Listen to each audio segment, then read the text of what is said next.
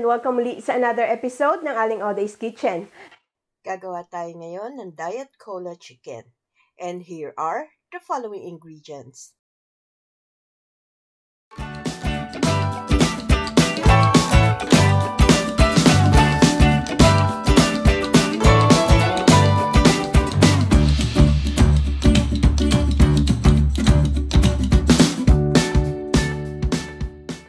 Ang ating first step, magpe-preheat lang tayo ng oil dito sa ating pan at i-stir fry natin yung boneless chicken cut into cubes. I-add na rin natin yung onion, pati na rin yung ating bell peppers. I-stir fry natin to for 5 to 7 minutes on high heat.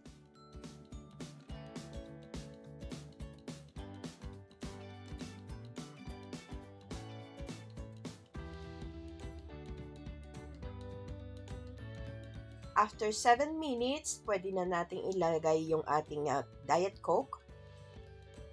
Yung isang can ng Diet Coke. At itong 200 ml ng chicken stock. Sasama ko na rin yung ating 3/4 cups ng tomato sauce. At yung ating 4 tablespoon ng tomato paste. I-add ko na rin yung minced garlic, yung 2 teaspoon ng Worcestershire sauce, add pepper to taste, yung ating 1 tablespoon ng soy sauce, then haluin lang natin to.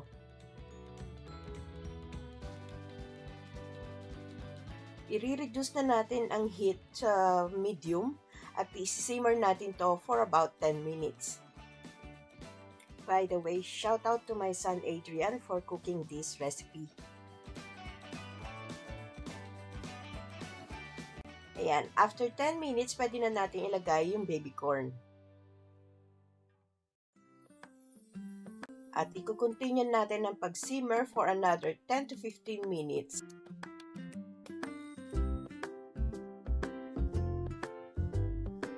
Simmer lang natin to hanggang sa lumapot yung ating sauce.